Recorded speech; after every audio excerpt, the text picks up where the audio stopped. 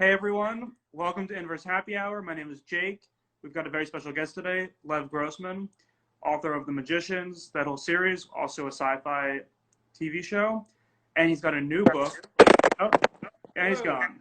You know, I could have thought this through more thoroughly, but I didn't. So I here like we are. the chaotic energy you're bringing. It's great. I really enjoy it. The constant tension. Exactly. Yeah. Okay. All right, let me try that one more time. Back.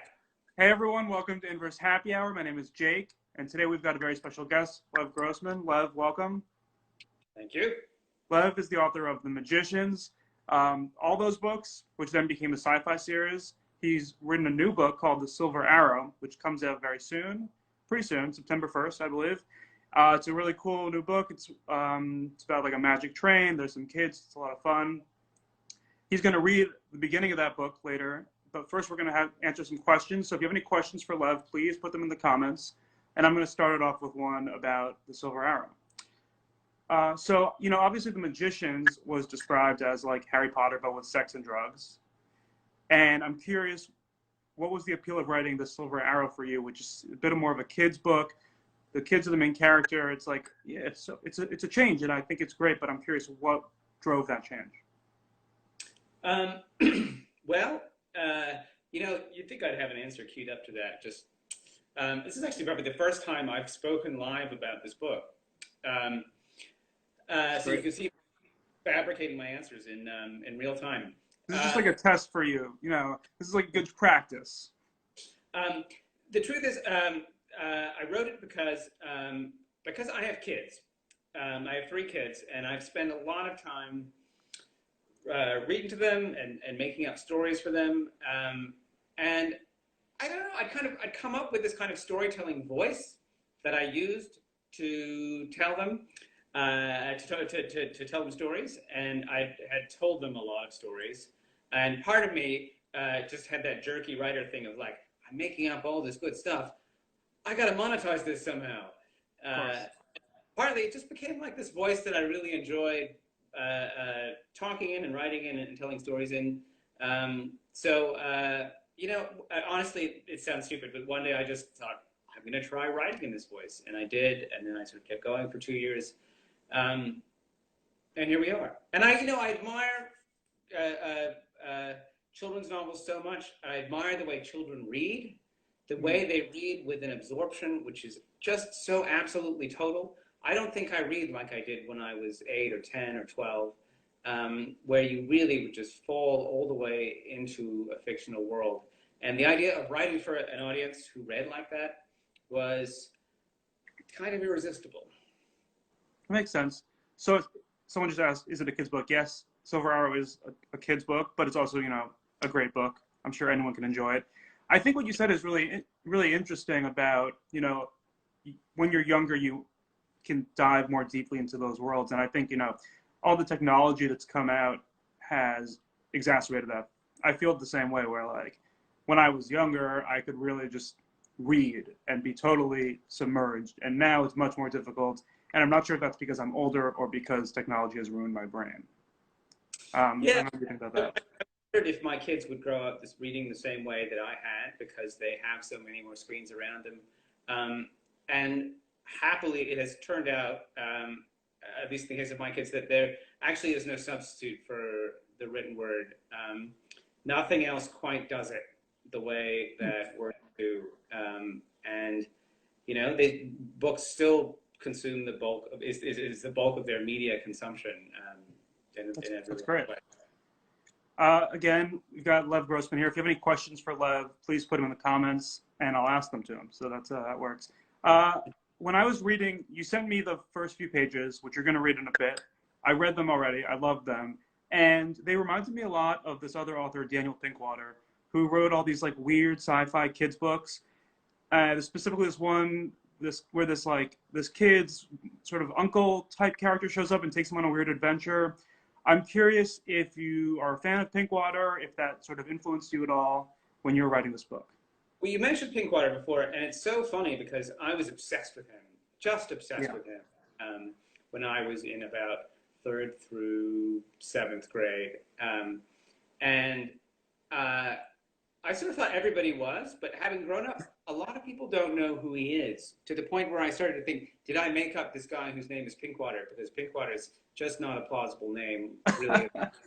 Well, I'm sure he's real, but At least one other person who knows who Daniel there Pinkwater you go. is. We got to spread the word. Yeah, we really do. We really do. Although it's tough. I tried to get my kids interested in Pinkwater. The Lizard music, and particularly Alan Mendelsohn, Boy from Mars. That's a good one. Just, I mean, I to this day remember things so clearly from those books. They're very, at the time, he had this style that he wrote in, which was, he had that ability to write in this way that kids knew that he was not lying to them. It didn't have all that kind of, I don't know, arty, formal, grown-up-y kind of diction in it. It just, you understood that he was telling you the truth, and you just could never get enough of that. And it's something that I've always tried to striven towards in my own writing. I feel like Pinkwater is he's maybe a neglected classic. Although the stuff it really reads like 1970s stuff. There's a powerful period piece to it, but in my opinion, it still holds up. He's still telling the truth. I think, yeah, he's got a ton of weird ideas, and he's a bit radical for sure. But there's something so pure about it, right? He's not preaching. It's just like, here's the weirdest story you could possibly imagine, and I'm going to tell it totally straight-faced and hilarious. Yeah. We do have sorry, go ahead. Alan Mendelsohn, and I thought, God, can I read this to my children? Cigar smoking? But you're right. It has an innocent quality that kind of makes it all okay. Yeah. We do have a question from, I don't know, this username is Samu, I guess, wants to know, do you think there'll be a book tour later this year when the book comes out? Obviously, it's tricky because we don't quite know what's happening, but I'm curious if you have any information on that front for people who want to know. The book comes out September 1st. Obviously, we planned and booked a whole tour. I don't know if it's going to happen or not. It was going to start with the Decatur Book Festival in Atlanta, and that has been canceled, or it has been moved online. So honestly, I mean, I'm curious how people will feel in 3 months. But my expectation is that it'll be too soon, which is a bummer. Yes, because I love touring and talking to people. So we'll see. We haven't formally canceled it yet. But okay. Well, hopefully things turn around. You never know. You always got like Instagram Live and Zoom and all those sort of mediocre replacements. Again, if you're joining us, we got LEV GROSSMAN.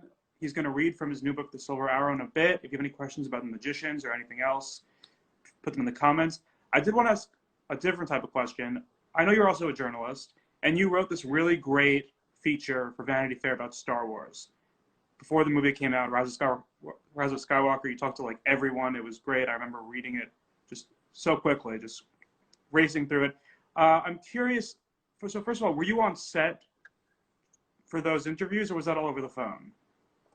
I really did everything I could to convey the impression that I had been on the set of Star Wars, but I was not on the set of Star Wars.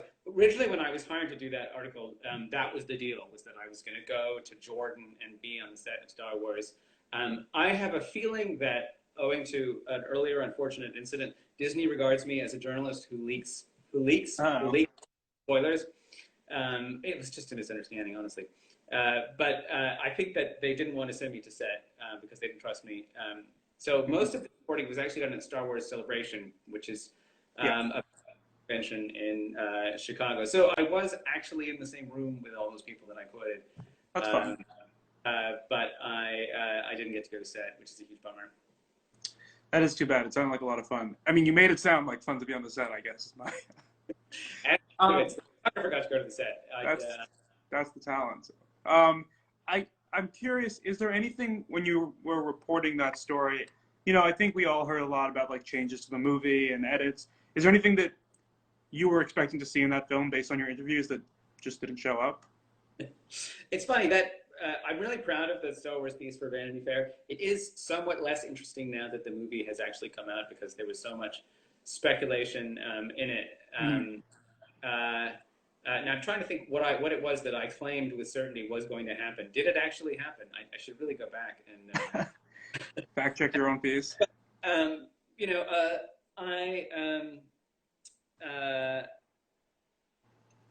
I think probably the thing that was missing for me was I wanted to see more about Kylo Ren's childhood. I thought they would go back Ooh. and do that to show us more about why he turned to the dark side. And I feel like, and it's funny, when I interviewed Adam Driver, he had a lot of really interesting thoughts about Ben Solo's childhood. And then, but there it wasn't really that much of it in the movie, so I think we just have to assume that his childhood sucked, and that's why he took the dark side. You don't But think as Han was a good dad? an outlier on Rise of Skywalker, in that I honestly, I really enjoyed it a lot. So you don't think Han Solo was a good dad? Is that what you're trying to say? I always wish that he was I always wish that I was him, and failing that, I always wish that he was my dad. But it's not going to happen for me. But I guess, Probably yeah, not. I guess like I said, and this is actually something Adam Driver said. He said he thought that both Han Solo and Leia were way too self-absorbed and into this idea of themselves as heroes to really be attentive parents in the way that a young and tender Kylo Ren really needed. Really needed. Wow. So there you That have makes a lot it. of sense. Yeah. Yeah, I think that's a good point. So we got a question from my producer, Evan. As a Star Wars fan, what's your favorite trilogy? Oh, there's only it's the only Yeah, the only trilogy for me. It's the only trilogy for me. I actually thought prior to that writing that story that I would do a massive just synoptic rewatch of everything, and I got about 5 minutes into Phantom Menace, and I was like, oh, I paid enough for this. I just I couldn't do it. I couldn't do it. So yeah, it's really just the original movies for me.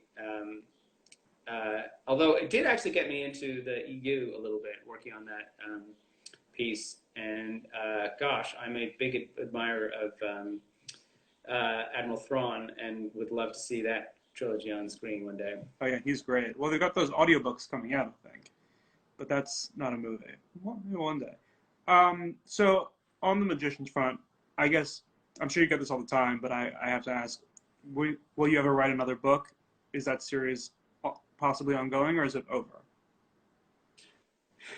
You know, never say never. I have a bunch of things I need to write. Mm-hmm. I have a bunch of things I need to write before I can come back to Magicians.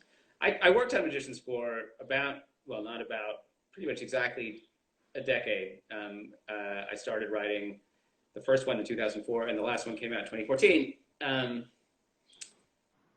I need to spend some time away on some other things, Yeah. and some different itches. But I would never swear a mighty oath that I wouldn't come back to it, because I love it too much. That's fair. I mean, those characters are so great. Such a great world. Do you have any thoughts more generally about like what happened to those characters after book 3? What they're up to? Yeah, but I should talk about that stuff. You got to save it for the book, I guess. Exactly. I gotta monetize that. I wouldn't know where to begin. I mean, there's also a lot of stuff that either didn't get narrated directly in the Magician's books that is really fun, or happened before them. I don't know. There's no shortage of plot holes to fill in. That's for sure. True. You go Star Wars style. You got the Magician's prequels, maybe. Sure. I mean, the show goes back to kind of the TV show does some stuff in the 20s, Breakbills, which is super fun, and maybe kind of think that would be fun to write. Interesting.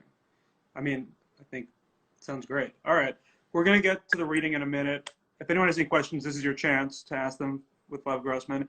I did want to ask one more question. So I was reading an interview you did in 2017, not too long after the election, and someone asked you about politics, and you said, this is a quote, "I cannot overstate how much what is happening in the country right now has affected what I do as a storyteller."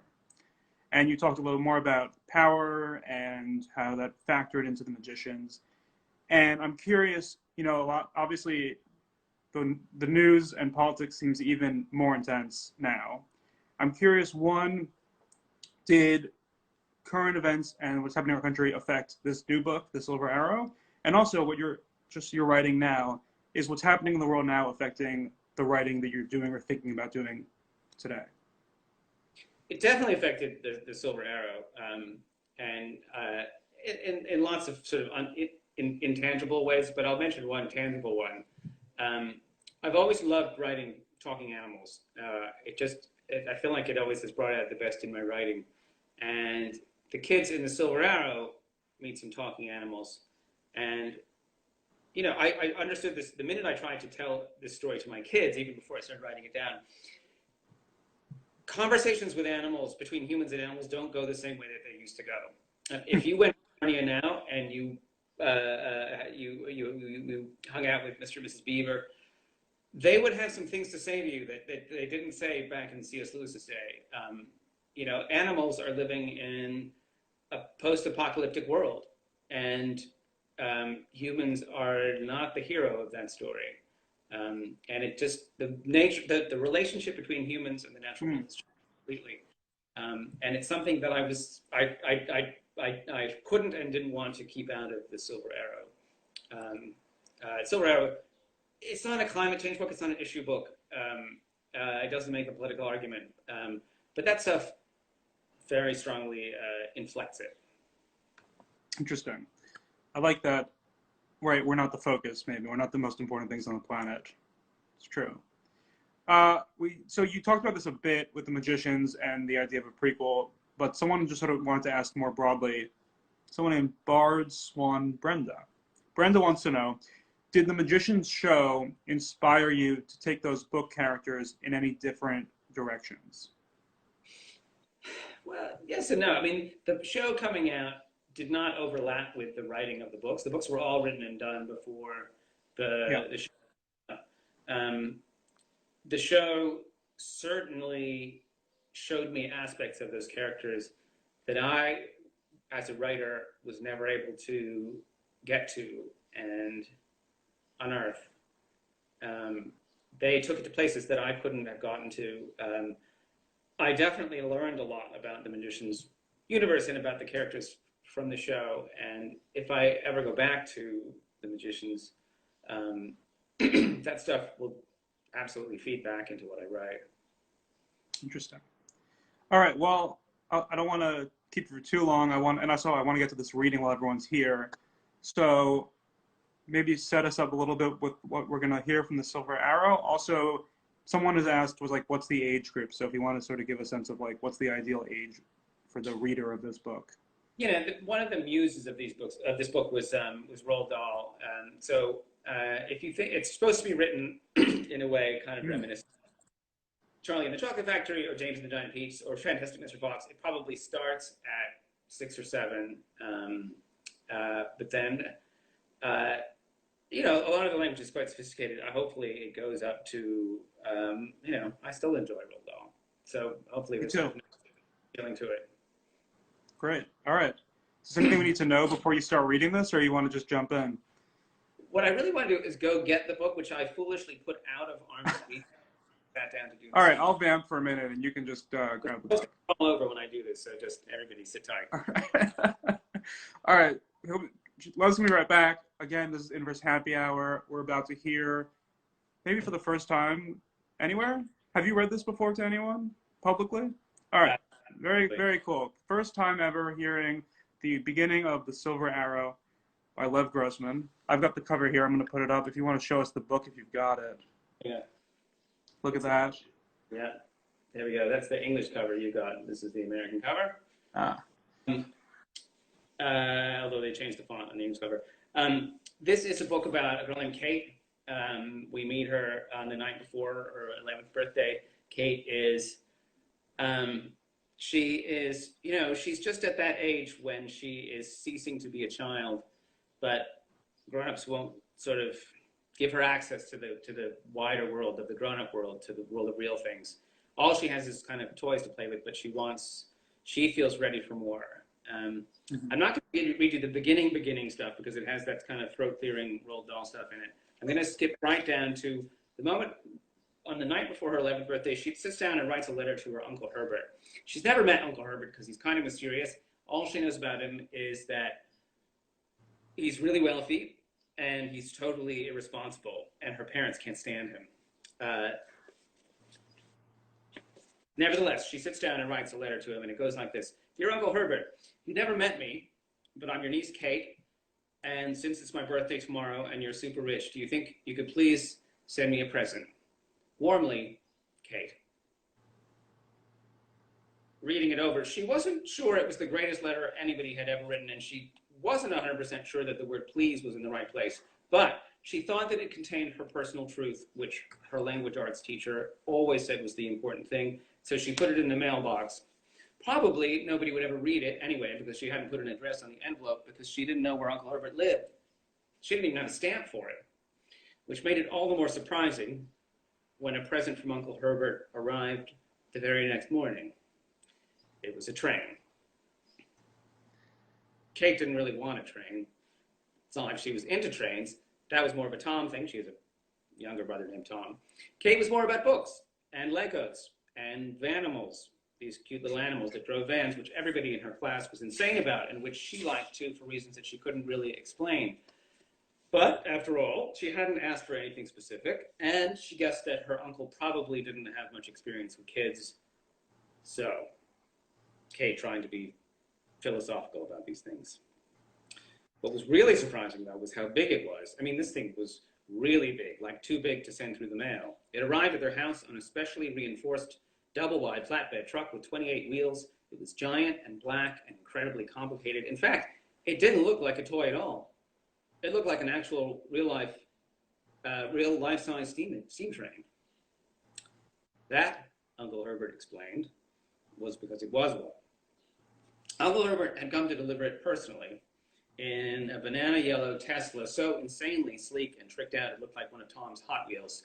He was fat, with thinning brown hair and a mild-mannered round face. He looked like a history teacher or somebody who might take tickets at an amusement park. He wore shiny blue leather shoes and a banana yellow suit that perfectly matched his car. Kate and Tom came running out to stare at the train. She was so surprised she couldn't think of anything to say. That is a really big train, was all she came up with. Would have to do. Not a whole train. Uncle Herbert said modestly, it's just an engine and a tender. That's the coal car right behind it. How much does it weigh? Tom asked. 100 tons, Uncle Herbert said crisply. What, exactly? Kate said, like it literally weighs exactly 100 tons? Well, no, Uncle Herbert said. It weighs 102 tons, 102.36. You're right to be suspicious of overly round numbers. I thought so, said Kate, who was. You really don't appreciate how incredibly colossal a steam locomotive is until one shows up parked on the street in front of your house. This one, 15 feet high and 50 feet long, and it had a headlight and a smokestack and a bell and a whole lot of pipes and pistons and rods and valve handles on it. The wheels alone were twice her height. Kate's father came out of the house too. In fact, most of the people on the street came out to look at the train. He put his hands on his hips. Herbert, he said, what the blazes is this?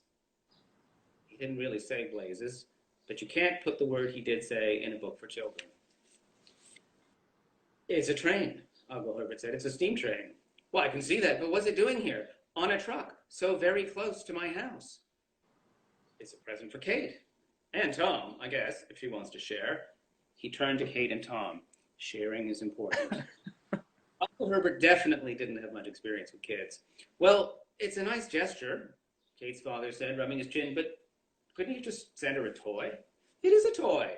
Well, no, Herbert, that's not a toy. That's a real train. I suppose, but technically, if she's going to play with it, then sort of by definition, it's also a toy, if you think about it. Kate's father stopped and thought about it, which was a tactical error. What he probably should have done, Kate thought, was lose his temper and call the police. They didn't have this problem. She came tearing out of the house yelling, Herbert, you blazing idiot. What the blaze do you think you're doing? Get this thing out of here. Kids, get off the train. She said that last part because while all this was going on, Kate and Tom had gotten up onto the flatbed truck and were starting to climb up the sides of the train. They couldn't stop themselves. With all the pipes and knobs and spokes and whatnot, it was like a rock climbing. They got off it reluctantly, but Kate still couldn't stop looking at it. It was giant and black and complicated, with lots of fiddly little bits that obviously did interesting things, and a cozy little cab you could sit in. It looked ominous and fascinating, like a sleeping dinosaur. The longer you looked at it, the more interesting it got. And it was real. It was almost like she'd been waiting for it without knowing it. She kind of loved it. Stenciled along the side of the tender in small white capital letters were the words, "The Silver Arrow." That was its name. They'd written it with a long, thin arrow sticking through the letters. "It's not even silver," Kate's father said. "It's black." "What would you do with a silver arrow anyway?" "Hunt werewolves," Kate said. Obviously.